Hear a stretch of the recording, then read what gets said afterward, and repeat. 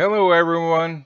Today we're going to be replacing this old kitchen sink fixture with a new one. This is a Boston Harbor kitchen sink faucet. It is a new one. They're about 35–40 bucks. It is all plastic. Now, we've been replacing these in the rentals. And the tenants go through these about as fast as they do the metal ones. In fact, there's not much difference. And this one does have a vegetable sprayer. We are taking those out generally when we replace them because they tear those up. There's the old one right there. It's an old metal one. I know it probably was there, I don't know how long. Tenant's been there 10 years. So I don't remember the landlord saying she's replaced it. But this is all plastic. There's a metal piece in this thing. But like I said, they're inexpensive. They're easy to install. Takes about 15–20 minutes maybe. Now when you buy your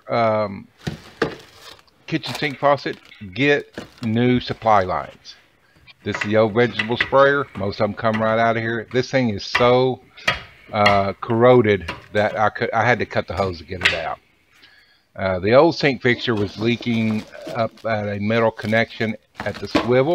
Looked like it just come undone and there was no fixing it. So I run down to the local hardware store, grab this one, and we're going to go in with it. Now I've got the new vegetable sprayer in.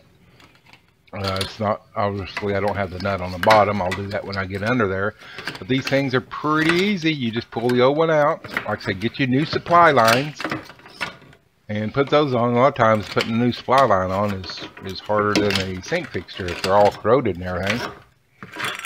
But as you can see, I get this thing wormed down with one hand because I don't have a tripod and I'm holding the phone with my hand. Now I'm trying to get it set up so you can see you put the nuts on and the process of tightening it up. And I sure wish I hadn't forgot my tripod today. There it goes. No, a little bit more that way, a little bit more the other way. I can't see the viewfinder, so I'm not really sure what I can see, what I can't. But I get it here in a minute. And I have the sink fixture setting down there. I took the old one out. You set it in there, and there we go. I think we're good to go now. I'm going to start with the vegetable sprayer. I'm going to slip that nut over the hose all the way up there, then screw it tight. And then I'll start, I've replaced the supply lines with new ones. These are the vinyl ones. I went with vinyl because they did not have no 30-inch stainless steel braided ones in stock. So I went with the vinyl because I needed a longer one. These have rubber compression nuts. As you tighten them up on these the black fittings, they compress and they'll stop water. You shouldn't have to take a wrench to get these tight.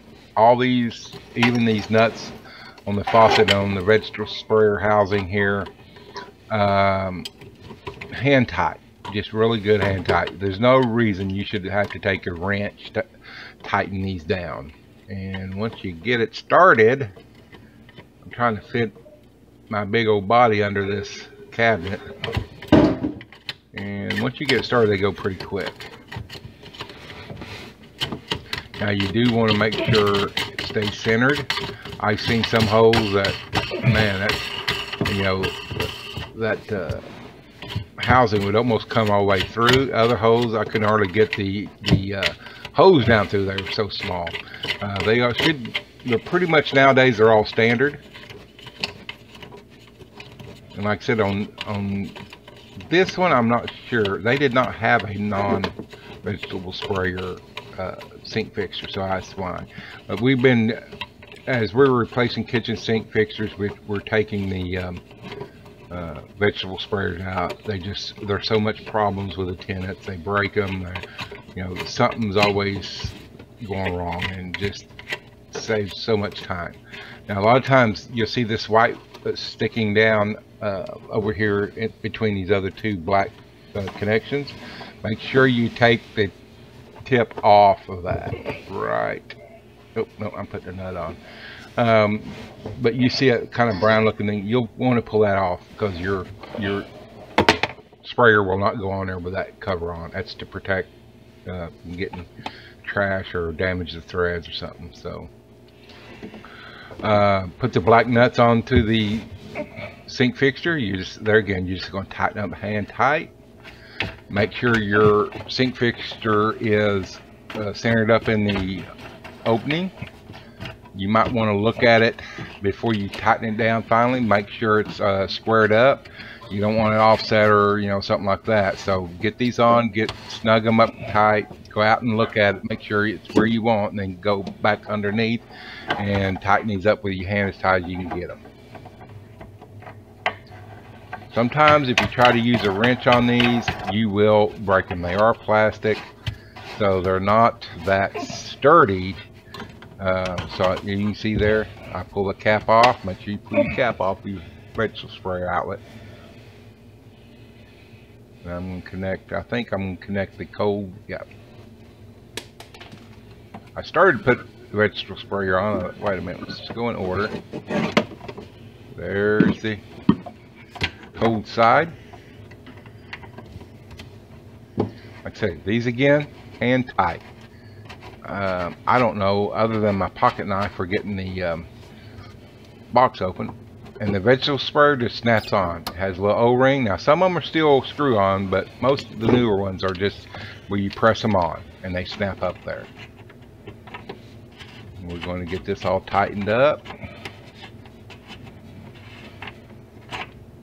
Make sure you don't cross thread it. If it doesn't go easy, take it off and do it again because you're cross threading. If you cross thread these plastic threads, you're going to screw it up and you'll be getting you a new faucet. There we go. Should be good until you make contact with the rubber compression nut. Sometimes I take the aerator off the sink if I've got galvanized lines because I don't want a bunch of trash come through there. But this is not galvanized, I don't believe, on this one. Okay, we're fixing to turn the water on. Connection's all hand tight. There we go. Turn it on. Let it go. And we're going to crawl out. We're going to try it. Sink. And we're going to check for leaks before. Then we're going to run the water a few minutes. Come back and check for leaks again. And if you do see a leak, just hand tighten it. You'll have some air to begin with. Let that air out. Here's the hot side. Make sure the hot water's hot. You didn't cross the lines. Good to go. And we're going to try the cold side. There we go. We're good to go. Donald, Blue Collar DIY.